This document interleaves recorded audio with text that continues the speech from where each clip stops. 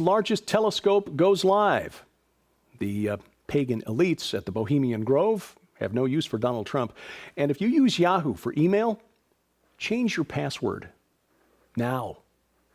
It's SkyWatch TV for Monday, September 26th, 2016. I'm Derek Gilbert. First up, 9 people were wounded when a shooter opened fire at a shopping mall in southwest Houston early Monday. The gunman was shot and killed by police.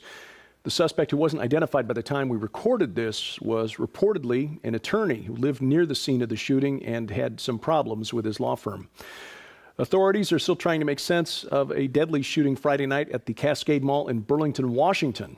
Burlington is on the coast along I-5 between Seattle and Vancouver. 5 people killed at the Macy's store there. The suspect in custody is a 20-year-old young man from Oak Harbor, Washington, originally from Turkey. Police said he was unarmed when caught, taken into custody without incident. Police described his demeanor as zombie-like. His social media posts, photos posted online, indicate a fascination with weapons. A war of words between the U.S. and Russia heated up over the weekend. The U.S. and the U.K. accusing Russia of barbarism in the ongoing battle for Aleppo, Syria's largest city, or at least it was before the Syrian civil war. Some 2.1 million people used to call it home. The U.S. ambassador to the UN, Samantha Power, said that Russian and Syrian forces were laying waste to rebel areas of the city. A Kremlin spokesman said Monday that her tone was unacceptable.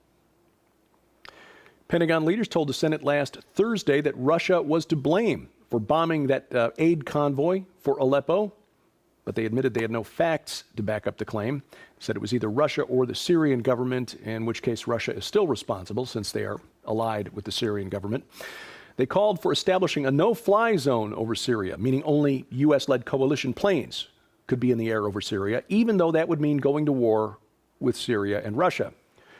Secretary of Defense Ashton Carter, General Joseph Dunford, confirmed to the Senate that the Pentagon has a plan to arm the Kurdish militia in Syria over Turkey's objections as a way of advancing the battle plan to take the Islamic State's capital of Raqqa.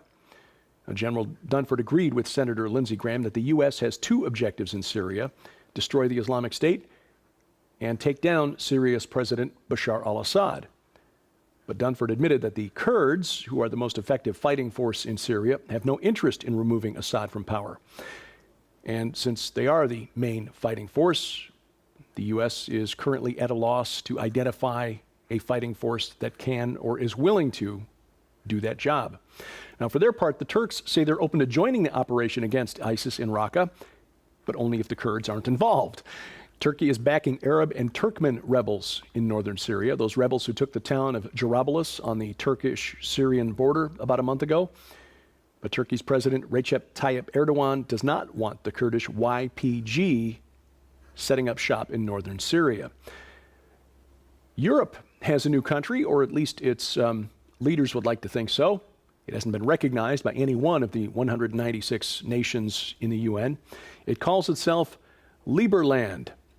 Its leaders claimed a spot of land between Croatia and Serbia that nobody seems to want. Early last year, a Czech politician named Vít Jedlička found a piece of ground on the west bank of the Danube River, claimed by neither Croatia or Serbia. It's about 2.7 square miles, mostly forest. Local residents say that the only thing there is an old house that's been abandoned for decades. Well, Jedlička declared independence on April 13th of last year. April 13th happens to be Thomas Jefferson's birthday. And through his website, he is offering passports from Liberland. Open to anyone, he says, except for Nazis, communists, and extremists. He says he's got a plan to turn it into a financial center and tax haven, to which I say, yeah, good luck with that. See how long the bankers let you get away with that. If you use Yahoo for your email, you really need to change your password. The company announced late last week that a hacker, possibly a state-sponsored hacker, broke in and compromised at least 500 million accounts. I only use Yahoo for fantasy baseball. Just got knocked out of the playoffs this past week, but I still changed my password. This probably happened in late 2014. Again, if you haven't changed your password at Yahoo in more than a year, it is time to do it right now. New York is gearing up for the big show tonight, the debate between Donald Trump and Hillary Clinton from Hofstra University. This debate may draw more than 100 million viewers. We're talking Super Bowl numbers for this debate. Israel's Prime Minister Benjamin Netanyahu was in New York, met with both of the candidates over the weekend. Mrs. Clinton said she would fight growing attempts to delegitimize Israel, specifically the BDS movement, boycott, divest, sanction.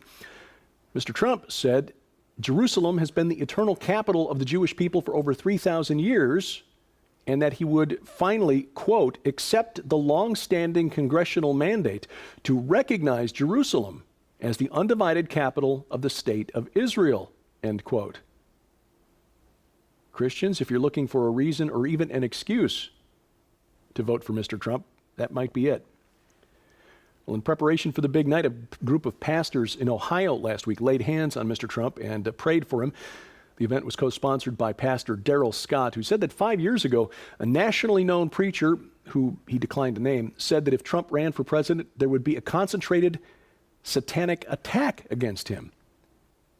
That's probably true of anyone who chooses to run for president. So the laying on of hands was probably a good thing. Over the past couple of weeks, emails have been coming out, hacked emails from the account of former Secretary of State and former Chairman of the Joint Chiefs of Staff, Colin Powell, indicating that the regulars at the Bohemian Grove get-together in California think that Donald Trump would be a disaster, his word.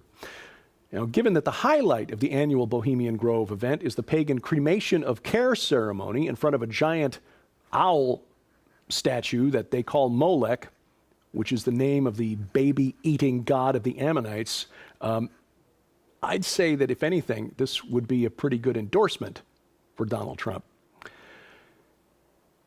In the UK, assisted suicide has finally arrived there. It's been spreading through Europe. A female patient with a heart condition died after she asked doctors to turn off her pacemaker. This happened last fall. 71-year-old Nina Adamowicz is believed to be the UK's first assisted suicide. The doctor, who has not been identified, and her local hospital's ethics committee agreed to switch off the device after a series of examinations and psychological tests. You see, assisted suicide is still illegal in the UK, and the doctor could be prosecuted. It's regarded as manslaughter or as murder, depending on the circumstances. But activists there and elsewhere, including here in the U.S., are pushing to make it legal. In Belgium, a story that we overlooked last week, the first minor has been euthanized since that country lifted age restrictions on its assisted suicide law a couple of years ago. The child, who's not been identified, suffered from an incurable disease and asked for euthanasia. Physician-assisted suicide is legal in 5 states. Here in the U.S., you've got individuals have the option to ask a physician to help them die in Oregon, Vermont, Washington, and California. It can also happen in Montana, but it requires a court decision. It's a growing trend in our world. Death is now becoming an accepted treatment for suffering. In China, they're about to switch on the world's largest telescope. It's called the 500-meter Aperture Spherical Telescope. It's a pretty good acronym, not as good as some of the ones the U.S. government comes up with. It's FAST. This will go online in southwest China here shortly, and of course, one of the goals, they say, is to search for extraterrestrial life, which may exist on Jupiter's moon, Europa. We told you Friday, on Sci-Friday, that NASA is preparing a major announcement today. In fact, it's probably taking place as we record this. Now, we've heard these so-called urgent announcements before, or promised before by NASA. Their announcements are never as dramatic as the press releases about the announcements make them seem, but that's just PR doing what PR does. NASA's press conference, again, getting underway just as we were recording this, so we'll have more on this tomorrow. A warning from a UN panel: a new form of MRSA, that is methicillin-resistant staphylococcus, a dangerous disease, may be spreading in a different way through tainted poultry that people handle or eat.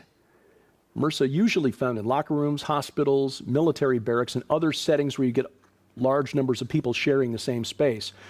Now, so far, this new strain of MRSA has only turned up in Denmark, but experts say it may be a warning that we are creating untreatable diseases through the use of broad-spectrum antibiotics. And finally, this is useful news. Men, women find guys with beards most attractive for long-term relationships, at least in Australia, where the University of Queensland conducted a survey of more than 8,500 women. They found that faces with just stubble were considered most attractive for short-term flings, but then when they wanted long-term relationships, it was men with full beards who were judged as most attractive. So ladies, lots of really handsome guys here in the Ozarks. This week on SkyWatch TV, we wrap up National Preparedness Month with a special program featuring Steve Quayle and Tom Horn. They'll talk about the biblical justification for prepping, why it's wisdom and not fear that leads one to prepare. You'll see that program this evening, tonight, on the Victory Television Network. Those are our friends down in Arkansas and around Memphis. That's 8:30 p.m. Central Time. Tomorrow on the Victory Television Network at 6:30 p.m., also WGGN-TV in Sandusky, Ohio at 6:30. At 7 p.m. Central Time, WLLA-TV in Kalamazoo, and then Coast to Coast on the Christian Television Network at 8:30 p.m. Central Time. That's DirecTV Channel 376 and Dish Network Channel 267. Also, the Glory Star Satellite Channel 117. Wednesday, the Cornerstone Network Coast to Coast at 2:30 p.m. and World Harvest Television, that's DirecTV Channel 367 at 6 p.m. Central Time. Thursday, it'll air on WLLA-TV in Kalamazoo again, and then on Saturday, the Victory Television Network at 3:30 p.m. Saturday afternoon, and WCLF Television in Tampa, St. Petersburg, 6:30 p.m. Central Time there. For a complete list of dates and times for SkyWatch TV, you'll find that online at skywatchtv.com, and then just click in the top menu bar where it says Channels. And of course, you can see it now on demand. The SkyWatch TV channel on Roku is there with these programs available for you to watch at your convenience, including our web-exclusive content like these daily news updates, our weekly programs Into the Multiverse with Josh Peck and Sci Friday, forthcoming programs like Skywatch Women and Teens Rock, those available as web exclusives. Sign up for Roku and add the SkyWatch TV channel. If you need instructions on how to do that, you'll find it at skywatchtv.com/Roku. Still time for you to take advantage of our offer to you in exchange for your gift of $25 or more during the month of September, National Preparedness Month. This women's safety kit, including pepper spray, a personal alarm, a whistle, military-style handbag, and a book that we pray that you'll never need. Survive the Unthinkable, a total guide to women's self-protection. We'll send that to you as our thank you for your tax-deductible donation of $25 or more during September, National Preparedness Month. For more information and to give, log on to skywatchtv.com/donate. And of course, your mouse finger helps us. Click share, click like, click subscribe. And you'll find me online, DerekPGilbert.com.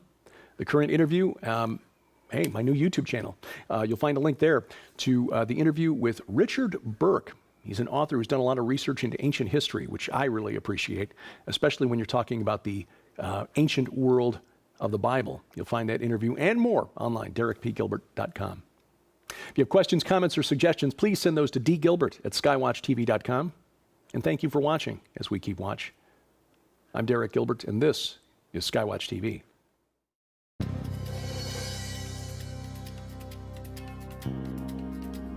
Could there exist ancient mysteries that have never been unlocked? Are there secrets waiting thousands of years to be uncovered? Are there hidden keys that can transform your life into one of joy, victory, success, fulfillment, and blessing? Imagine if you could have a treasure chest that contained ancient mysteries, the secrets of the ages, the answers to our most enduring questions, and the keys to transforming your life. This is what you'll get in the Book of Mysteries by Jonathan Cahn, author of the New York Times bestsellers, The Harbinger, and The Mystery of the Shemitah. As you open up the Book of Mysteries, you will be transported on a journey through a desert to encounter a man known only as the Teacher, who will take you on an odyssey to mountaintops, caverns, encampments of tent dwellers, and oil-lit chambers of scrolls, ancient books, and mysterious vessels, to open the mysteries of the age and your life. Unlock such mysteries as the portal, the mystery of the eighth day, the Maccabean blueprint, the bridegroom's visitation, the seven mysteries of the age, and much more. Enter a one-year odyssey with 365 different mysteries one for every day of the year. Begin your journey.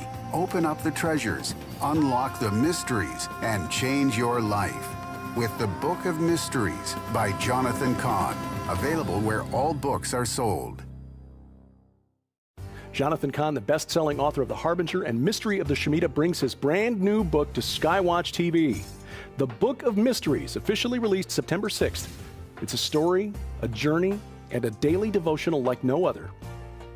And when you order The Book of Mysteries from SkyWatchTV, we'll include The Mystery of the Shemitah, 2 Jonathan Cahn DVDs, The 6 Heavenly Entities, and The Cosmic Bride and Bridegroom, 2 free promotional gift books, and a 1-year subscription to the new SkyWatchTV magazine. It's a total value of more than $100, yours for just $25.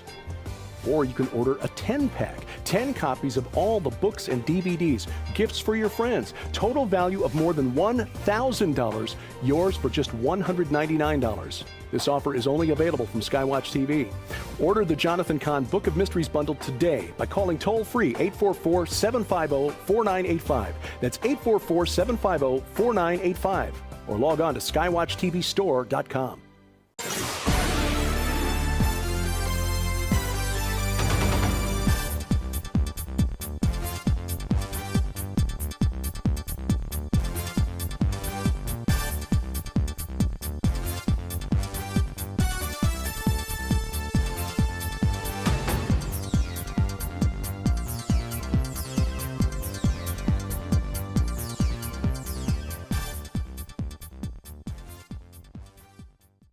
And the UK accusing Russia of barbarism in the ongoing battle for Aleppo, Syria's largest city, or at least it was before the Syrian civil war. Some 2.1 million people used to call it home. The U.S. ambassador to the UN, Samantha Power, said that Russian and Syrian forces were laying waste to rebel areas of the city. A Kremlin spokesman said Monday that her tone was unacceptable. Pentagon leaders told the Senate last Thursday that Russia was to blame for bombing that aid convoy for Aleppo, but they admitted they had no facts to back up the claim. Said it was either Russia or the Syrian government, in which case Russia is still responsible since they are allied with the Syrian government. They called for establishing a no-fly zone over Syria, meaning only U.S.-led coalition planes could be in the air over Syria, even though that would mean going to war with Syria and Russia.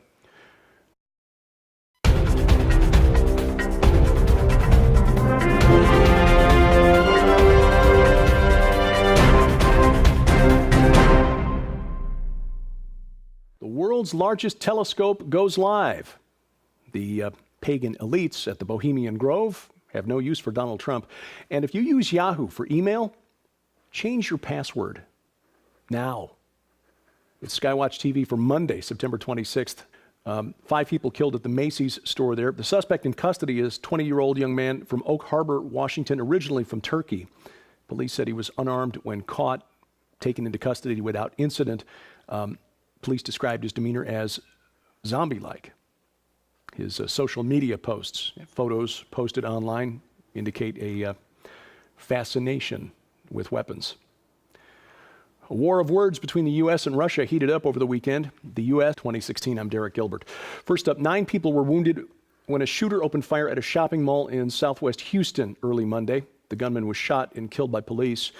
The suspect, who wasn't identified by the time we recorded this, was reportedly an attorney who lived near the scene of the shooting and had some problems with his law firm. Authorities are still trying to make sense of a deadly shooting Friday night at the Cascade Mall in Burlington, Washington. Burlington is on the coast along I-5 between Seattle and Vancouver.